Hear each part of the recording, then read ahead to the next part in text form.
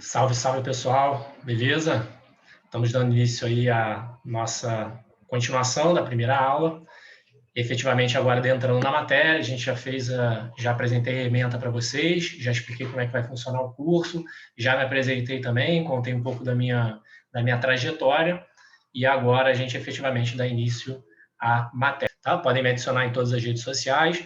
LinkedIn, quem não tiver, tá? Eu sei que é uma rede que não é comum, tão comum pessoas da graduação, alunos de graduação terem, mas vale a pena vocês terem, já irem adicionando aí seus professores, seus colegas de turma, pessoal do trabalho, porque é uma rede voltada para carreira, né? E vocês aí estão no início da carreira de vocês, né? Então, acho que vai ser de grande valia, beleza? Fica a dica aí para vocês, tá bom? Então é isso, pessoal. Comecemos aqui. Plano de aula já apresentei para vocês, certo? A gente já começa abrindo, então, com o conceito, né? O que é responsabilidade civil? Imagina que vocês, como estudantes de direito, vocês já devem ter passado por essa situação. Vocês estão numa festa lá da família, né? E aí saiu uma notícia no jornal, algum parente está com alguma dúvida, quem que eles vão procurar? Vocês, né? O estudante de direito, ele é como se fosse o especialista, né? E aí perguntam, inclusive, sobre tudo, né? De família criminal. E aí o teu tio pergunta, pô, li lá que o político tal vai ser responsabilizado, o que, que é responsabilidade civil? Ou se não for um político, fala, pô, aquele cara, aquele ator famoso bateu o carro, atropelou uma pessoa, né? Aí falaram que ele vai responder civilmente. O que, que é isso? O que, que é responsabilidade civil? Como vocês, como estudantes do direito, responderiam para o seu tio? Bom, pessoal, responsabilidade civil é muito fácil, tá? Ela é o dever de reparar o dano injusto causado a outra pessoa, beleza? Então, a responsabilidade civil, conceito, é o dever de reparar o dano injusto que você causou, você, ou a gente vai ver até que pode ser um terceiro, tá? Mas, em regra, as pessoas respondem pelas suas próprias condutas a um terceiro, a outrem, beleza? O Sérgio Cavalieri define como é o dever que alguém tem de reparar o prejuízo decorrente da violação de um outro dever jurídico. E que outro dever jurídico é esse, pessoal? Né? Que você viola e surge a responsabilidade. É um dever jurídico que pode advir de um contrato, e nesse caso a responsabilidade é contratual, ou é um dever jurídico que pode advir da lei, né? E aí é uma responsabilidade civil extracontratual, beleza? Quando você não tem propriamente um contrato com aquela pessoa, tá? Eu vou dar exemplos mais à frente, então fiquem tranquilos que isso vai ficar bem explicado para vocês. Já o Rodolfo Pamplona e o Pablo Stolz, eles definem a responsabilidade civil da seguinte forma. A noção jurídica, deixa eu botar o timer aqui que eu não botei. A noção jurídica de responsabilidade pressupõe a atividade danosa de alguém que, atuando a priori ilicitamente, viola uma norma jurídica pré-existente, legal ou contratual, subordinando-se dessa forma às consequências do seu ato, obrigação de reparar. Então, veja, a obrigação de reparar o dano causado, né, por uma conduta em regra ilícita. A gente vai ver por que ele falou a priori. A priori em princípio, né? A princípio ou em regra ilícita, porque existem hipóteses que mesmo a pessoa atuando de forma lícita com L, ela vai responder, beleza? Caramba, tô vendo que a minha imagem está muito atrasada, mas dá para fluir bem, não tem problema não. Beleza, e a gente vê aqui, ó, essa norma, esse dever jurídico ou norma jurídica pré-existente, ela pode advir da lei ou de um contrato. Se vier de uma lei, né, ela é contratual. Se vier de um contrato, ela é responsabilidade contratual, tá?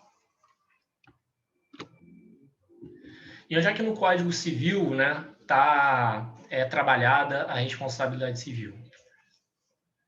O Código Civil ele começa a tratar especificamente, né, inclusive sob o título da responsabilidade civil, no artigo 927, beleza? 927 em diante. E ele diz assim: aquele que por ato ilícito E aí faz remissão aos artigos 186 e 187. Causar dano a outrem, fica obrigado a reparar. Parágrafo único, a gente vai ver depois. E aí a observação, né? O que quer dizer esse artigo 186 e 187 que ele faz remissão, né? Ele faz remissão ao ato ilícito, tá? O ato ilícito vocês estudaram lá na parte geral do direito, né? E aí vocês estudam o ato ilícito e o abuso do direito. O abuso do direito, no direito brasileiro, em razão da definição da lei, é considerado um ato ilícito também, ok? E aí o que diz o artigo 186? Aquele que, por ação ou omissão, negligência ou imprudência, violar direito e causar dano a outrem, ainda que exclusivamente moral, comete ato ilícito. Então, aquele que, por uma ação ou omissão, uma conduta, né, negligência ou imprudência, voluntária, dolo, negligência ou imprudência, culpa, violar direito e causar dano, ainda que esse dano seja exclusivamente moral, comete ato ilícito. E qual é a consequência de um ato ilícito? Aí você vai para o artigo 927, aquele que por ato ilícito causar dano a outrem, fica obrigado a repará-lo. Responsabilidade civil, beleza? O artigo 186 também comete ato ilícito o titular de um direito que, ao exercê-lo, excede manifestamente os limites impostos pelo seu fim econômico ou social, pela boa-fé ou pelos bons costumes. Então, quem se enquadrar também nessa norma, que é a que trata do abuso do direito, também vai cometer um ato ilícito, e qual a consequência? Vai para o artigo 927, reparar o dano causado, beleza? O artigo 389 e 395, eles tratam também da responsabilidade civil, mais especificamente da responsabilidade civil contratual, né? Porque são os artigos que trabalham com as obrigações. Inclusive, o 398 é o artigo que inaugura o capítulo ou o título relativo ao inadimplemento, tá? Deixa eu até abrir aqui para confirmar mais aqui, 398.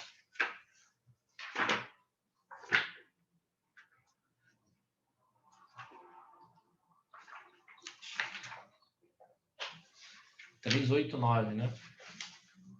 É isso aí. Ele inaugura o título 4, tá? Sobre a nomenclatura de inadimplemento das obrigações. E aí, o que vai dizer o artigo 389? Não cumprida a obrigação, responde o devedor por perdas e danos, mais juros e atualização monetária, segundo índices oficiais regularmente estabelecidos e honorários de advogado. Então, é uma sanção para quem? Para quem não cumpre a obrigação, para hipótese de inadimplemento, né? O artigo 395 ele trata do inadimplemento relativo, né? Aqui o amor, chamado de mora também, né? Então, responde o devedor pelos prejuízos aqui sua mora der causa, mais juros de atualização dos valores monetários, segundo índices oficiais, e honorários de advogado, tá? Se a prestação devido à mora se tornar inútil, ao credor este poderá enjeitá-la e exigir a satisfação das perdas e danos, né? O inadimplemento relativo, quando ele se torna inútil para o credor, ele se transforma, na verdade, no inadimplemento absoluto, né? Não é tema da nossa matéria aqui, hein, pessoal, mas eu vou dar um exemplo para relembrar vocês que eu sei que a parte geral normalmente fica meio esquecida, né? Eu dou aula de parte geral também na pós-graduação e eu sei que é uma parte que fica esquecida aí pelos estudantes. Ela é dada muito no início da faculdade, apesar de ser extremamente importante. Então, exemplo do parágrafo único, né? No casamento, você contrata uma costureira para fazer o seu vestido de noiva, né? O teu casamento é dia 20. No dia 20, para facilitar, no dia 20 o teu vestido não está pronto. Aí você é obrigado às pressas a alugar um, né? Ou seja, mas a costureira diz assim, não, eu consigo entregar o seu vestido. Eu só estou atrasada, mas no dia 21 eu te entrego, com certeza. Aí o que você vai dizer? Ó, no dia 21 não tem interesse mais, né? Muito embora você possa conseguir entregar ainda, o meu casamento é dia 20, então eu preciso do vestido até no máximo dia 20. Se você me entregar no dia 21, para mim é inútil, perdeu o sentido. Logo, nessa hipótese, né, uma hipótese que teoricamente seria de mora, inadimplemento relativo, vai se converter no inadimplemento absoluto. Partindo aí desses conceitos, né, de responsabilidade civil, que existem 3 elementos fundamentais para que possa existir a responsabilidade civil. Quais são esses 3 elementos? Primeiro, conduta. Segundo, dano. Terceiro, nexo causal, que é a relação, a ligação entre a conduta e o dano. Isso significa que a conduta tem que ter causado dano. Se foi uma outra conduta que causou o dano, vai haver uma excludente de responsabilidade civil, mais especificamente uma excludente de nexo causal, algo que a gente vai ver mais na frente, beleza? Então, 3 elementos essenciais. A conduta, a gente vai estudar isso pormenorizadamente adiante, beleza? Nas próximas aulas, tá? Conduta, então, uma conduta que a gente já viu ali, que pode ser a conduta, né, voluntária, ou seja, com vontade, e aí no direito a gente chama de dolo, tá? O dolo é intenção, então uma conduta intencional. Eu quero dar um soco na cara do João, eu vou e dou um soco na cara dele. A minha conduta foi dolosa, eu tive intenção de dar um soco na cara dele, né? Ou a conduta também ela pode ser por negligência ou imprudência, que é a culpa, né? Você deixa de observar um dever de cuidado, você é descuidado. Então, eu estou dirigindo o carro, meu celular toca, pego o celular para ver a mensagem, não reparei que o sinal fechou, avancei o sinal, bati no carro que estava trafegando normalmente, né? Causei um dano ao veículo de uma terceira pessoa, tá? Vou responder por culpa, né? Eu tive uma conduta ali, fui negligente, né? Na minha conduta de olhar o celular enquanto estava dirigindo, certo? Então, nessas duas hipóteses, existe uma conduta. No meu primeiro exemplo, é uma conduta dolosa, no meu segundo exemplo, é uma conduta culposa, certo? Fazendo um parênteses aqui, relativo a dolo e culpa, tá? Quando eu falar sem fazer menção específica, tá? A culpa, vocês entendam culpa lato sensu. Por quê? A culpa ela se divide. A culpa ela pode ser a chamada culpa lato sensu, ou seja, em sentido amplo, e nesse sentido ela vai englobar o dolo e a culpa, tá? Ou ela pode ser a culpa em sentido estrito, stricto sensu, que aí realmente quer dizer a culpa quando você age com negligência, imprudência ou imperícia, beleza? Então, se eu falar aqui com vocês, fulano, tal, teve uma conduta culposa. Se eu falar isso sem especificar, pouco importa. Entenda-se que essa conduta culposa pode englobar a intenção ou o descuidado. A gente não vai fazer diferença para nossa análise. Quando eu quiser que seja específico para dolo ou para culpa, aí eu vou falar dolo ou culpa stricto sensu. Combinado? Beleza. Então, segundo elemento. Repito que isso a gente vai ver pormenorizadamente adiante, beleza? Ao longo das aulas. Eu só estou já fazendo aqui a apresentação inicial para vocês. Segundo elemento, o dano. Sem dano, não há nexo, sem dano não há responsabilidade civil, beleza? E aí eu faço também um parênteses aqui para dizer que existem algumas decisões do STJ, por exemplo, existem alguns doutrinadores, mas doutrina e jurisprudência bem minoritárias ainda, tá? Pode ser que lá na frente isso ganhe força, que defendem que pode existir responsabilidade civil sem dano, ok? Mas doutrina e jurisprudência majoritária. O dano é um elemento essencial da responsabilidade civil. Se não causou dano, não há responsabilidade civil. E é isso mesmo, tá? E nisso a responsabilidade civil, ela se diferencia da responsabilidade penal e da administrativa, né? Quando você pega aí o direito administrativo sancionador, né? Ou o próprio direito penal, você pode responder mesmo que você não tenha causado dano. Exemplo, o cidadão está dirigindo, né? Tocou o celular, ele pegou o celular, o sinal fechou, como ele estava olhando o celular, ele se distraiu, avançou o sinal. Avançou o sinal, pum, seguiu direto, não bateu em ninguém, estava de noite, estava vazio. Ele olhou, reparou, caramba, avancei o sinal, viu aquela flash, tomou a multa, mas não bateu em ninguém, não causou dano a ninguém. Vamos lá. Administrativamente, o cara vai responder? Vai. Tomou a multa, né? E pode perder ponto na carteira. Então, ele vai sofrer sanções na esfera administrativa, certo? Penalmente, o cara vai responder? Tenho dúvidas, tá? Acho que até não. Nessa hipótese que eu dei, não. Beleza? Mas eu sei que existem espécies de crime que não exigem o dano, né? E na responsabilidade civil, o cara vai responder? Não responde. O cara não causou dano a ninguém, então ele não vai responder, beleza? Então, vejam que, para a responsabilidade civil, e tenham isso em mente, o dano é um elemento essencial. Se não tiver dano, não tem responsabilidade civil, beleza? Ah, mas o cara, porra, avançou o sinal, o cara infringiu a legislação. Pouco importa. Se ele não causou dano a ninguém, civilmente ele não responde, ok? E qual é o terceiro elemento? O terceiro elemento é o nexo causal, ou nexo de causalidade. Significa que o liame subjetivo que liga a conduta ao dano. Isso significa que o dano tem que ter surgido em decorrência da conduta, né? Se a conduta não causou dano, responsabilidade civil não há também, né? Foi outra pessoa que causou dano, né?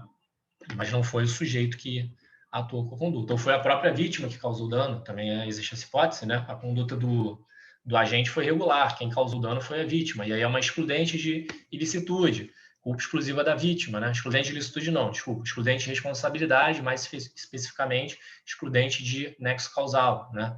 Rompe o nexo causal, que é a culpa exclusiva da vítima, por exemplo.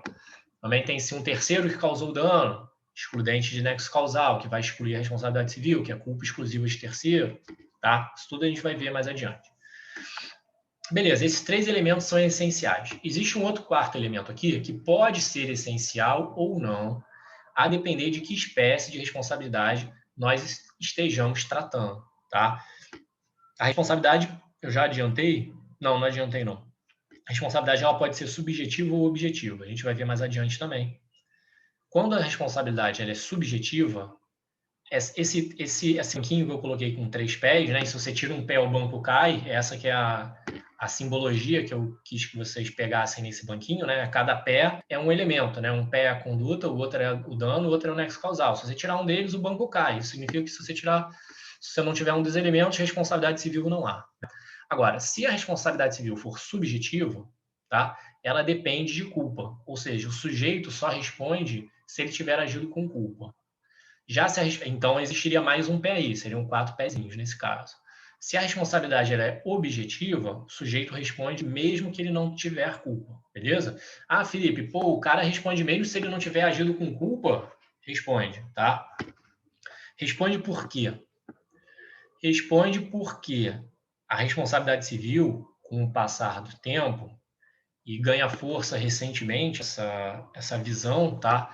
Ela tira o foco do causador do dano, né, do ofensor ou do agente, e volta o foco para o dano, mais especificamente para o ressarcimento do dano, para a vítima, tá? A responsabilidade civil, ela passa a se preocupar mais em reparar os danos do que em procurar ou analisar culpados, tá? Inclusive, muitas vezes não é culpado não haverá, né? Porque o cara não agiu com culpa. A gente vai ver que são as hipóteses de responsabilidade objetiva. Você vai responder, por exemplo, pelo simples exercício de uma atividade perigosa. Você responde mesmo que não tenha agido com culpa, caso venha causar dano com essa atividade, tá? No início, pessoal, se você pegar aí a lei de Italião, né, do olho por olho, dente por dente, por exemplo, a responsabilidade civil e a penal, elas se confundiam, né? Então, você via muito essa noção de culpa, você procurava muito a culpa na responsabilidade civil para punir o cidadão, né? E aí a gente falava até em punição, tá?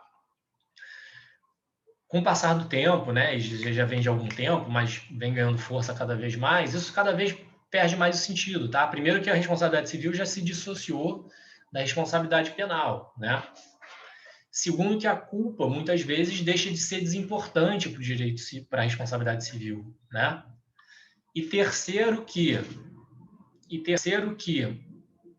a função da responsabilidade civil, ela passa a não ser punir o agente ofensor, tá? A ideia dela é ressarcir o dano sofrido por um terceiro, ok? Tenham isso em mente, porque isso vai ser importante para esse nosso próximo tópico, que é função ou funções da responsabilidade civil. Se vocês imaginarem, assim, por tudo que eu já bati um papo aqui com vocês, eu já dei vários spoilers aqui, qual é a função da responsabilidade civil? Teu tio perguntou lá, beleza, você explicou, o que é responsabilidade civil? Você falou, tio, responsabilidade civil é a obrigação de reparar o dano injusto causado a outrem, tá? Ele é previsto no artigo 927 do Código Civil, que faz remissão ao ato ilícito, que é previsto no artigo 186, e no artigo 187. O artigo 187, ele trata do abuso do direito. Além disso, o artigo 389 e 395 do Código Civil, que estão lá na parte de obrigações, eles são referentes, né, ao inadimplemento, eles tratam também do dever de reparar, da responsabilidade civil, quando a responsabilidade ela é contratual, né, o inadimplemento, né, quando a responsabilidade ela é contratual, ele pode ser absoluto, quando não dá mais para cumprir a prestação, ou quando o credor não tem mais interesse, porque a prestação se tornou inútil, exemplo, caso da noiva, do vestido da noiva, ou o inadimplemento pode ser relativo, né, chamado de mora, ou seja, o cara atrasou o pagamento, mas ele ainda consegue pagar, né? O cara tinha que pagar todo dia 10 o aluguel. Chegou dia 10 ele não pagou. Nesse momento ele entrou em mora, né? E aí o que vai incidir? Ele vai ter que pagar provavelmente o aluguel, R$ 1.000, digamos, mais 10% de multa, digamos que tem essa cláusula. Ele vai pagar 1.100, mais normalmente é 2%, tá? De multa. Mais os juros, mais atualização monetária. Então ele vai pagar mais de R$ 1.000, porque ele vai ter as sanções decorrentes da mora. Né? Então, beleza, pô, tá sacando, hein? Legal. E para que serve a responsabilidade civil? Entendi para que ela, entendi como é que ela é, entendi que ela é diferente da responsabilidade penal, diferente da responsabilidade administrativa. Inclusive, depois o teu tio vai fazer uma pergunta relacionada a isso, que a gente vai chegar lá. Mas para que serve a responsabilidade civil? Bom, como vocês já devem ter percebido aí dos spoilers, a principal função da responsabilidade civil é reparar o dano causado, né? Diz-se que ela busca retornar ao status quo em latim, né? Que é fazer com que os sujeitos retornem à situação existente antes daquele ato que veio a causar o dano a algum deles, né? E a essa função se dá o nome em latim de restitutio in integro, né? Restituir na íntegra os danos sofridos, beleza? Então, essa é a principal função, tá? Da responsabilidade civil. Outra função possível, a desmotivação social da conduta, né? Então, o direito ele se preocupa em que os sujeitos tenham noção de que se eles causarem um dano injusto a outrem, eles vão ser obrigados a reparar esse dano pela lei, né? É uma função socioeducativa, isso cria um incentivo negativo a que os sujeitos causem danos a terceiros, né? E a terceira função, pessoal, que aí é controversa, beleza? Eu não concordo, por exemplo, muitos autores não concordam também, mas alguns autores concordam, acredito que ainda seja minoria, pelo que eu tenho estudado, mas a jurisprudência, os tribunais acolhem isso aqui pacificamente, beleza? Os tribunais acolhem isso aqui pacificamente. Inclusive nas minhas petições, nas minhas ações, né? Quando eu estou pelo autor, eu meto essa função, eu peço a reparação do dano e falar, inclusive, observando a função punitivo-pedagógica, claro que eu vou utilizar, né? Não é porque eu pessoalmente defendo que não exista, que como advogado eu não vou utilizar isso a favor do meu cliente, beleza? Isso é legal vocês terem noção, pessoal, vocês como estudantes, né? De que muitos conceitos e teorias que são apresentadas ao longo da faculdade, né? Você tem que conhecê-las, tá? E você pode até ter uma posição pessoal sua, mas na vida prática, quando você for advogar ou quando você for, principalmente advogar, né? Quando você for advogar, você vai utilizar a teoria que melhor adequa ao seu cliente, né? Então, nesse caso, eu ajuizando uma ação pelo autor, pela pessoa que sofreu o dano, eu vou dizer que existe a função punitiva pedagógica, claro que eu vou falar isso. Agora, se eu estou pelo réu, pelo cara que causou o dano, eu vou falar que não. Não, inclusive, excelência, o pedido está falando isso, mas peço que na eventual, né, na remota hipótese de se entender que é a responsabilidade do meu cliente, que a indenização seja fixada e leve-se em conta que inexiste no direito brasileiro a função punitivo-pedagógica, beleza? E se o juiz fixar na decisão lá, em razão da conduta do agente, da gravidade da conduta, da culpabilidade e do caráter punitivo pedagógico, do dano moral, fixa o valor em R$ 10.000. Beleza, o cara falou que fixou, né, em R$ 10.000 por conta de uma função punitivo pedagógica, você pode falar lá, você pode embargar e depois recorrer, né, dizendo que, dentre